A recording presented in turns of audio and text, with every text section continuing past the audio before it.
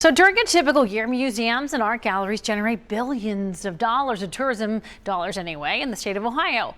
That's according to the executive director of the Ohio Museum Association. And as reporter Brian Maines explains, as the coronavirus pandemic continues, many of those institutions, including those right here in Cincinnati, are seeking help of supporters as they face even more financially challenging times ahead. Executive Director of the Ohio Museum Association, Jonah McEntee, is entirely aware of the value museums bring to communities during the COVID-19 pandemic. Museums have been important safe spaces for the public to visit throughout the pandemic to maintain positive mental health and to help educate children.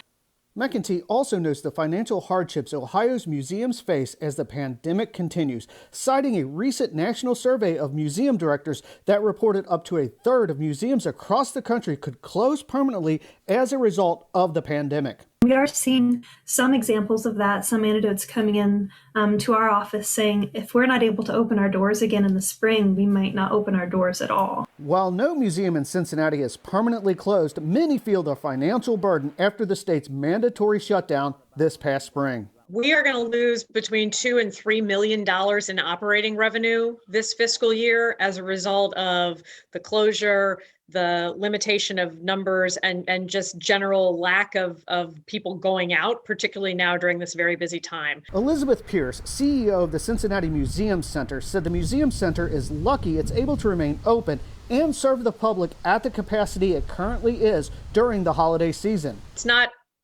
the end of the world for us, but it is definitely a big impact on us. Smaller, more specialized museums such as the Taft Museum of Art are feeling the ongoing pandemic in similar ways. They, like the Cincinnati Museum Center, are trying to balance public health concerns while operating with a limited staff this holiday season. The short answer is it's been terrible for us, but at least we're not alone in this. The Taft has seen a 26% reduction in revenue compared to the same time last year. Lack of funding also has led to staff reductions across the board.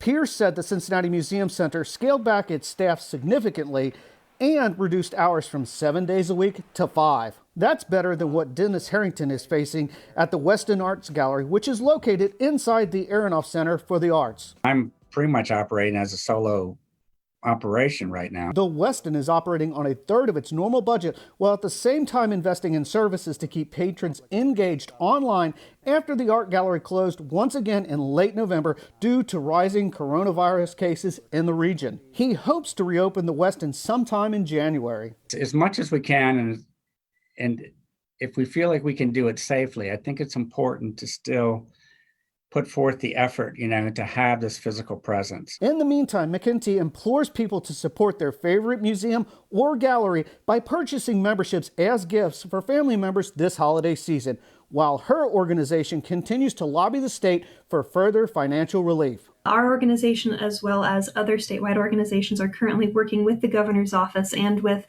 members of the legislature to make sure that there is a specific pool of money that museums are eligible for. For more information about how local museums and art galleries are faring and what you can do to help, visit WCPO.com. I'm Brian Maines for WCPO 9 News.